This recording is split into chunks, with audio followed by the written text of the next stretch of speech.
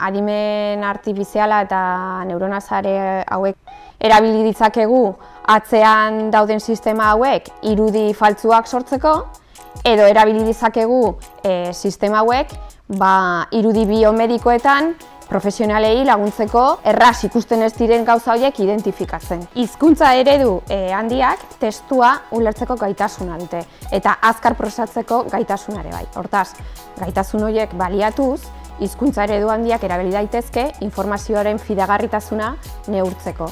Egiazkoa, gezurrezkoa dan edo zalantzagarria dan jakiteko. Baita ere, zalantzazkoa baldin bada, zergatik, arrazonamendu bat ere eman dezake hizkuntza ereduak.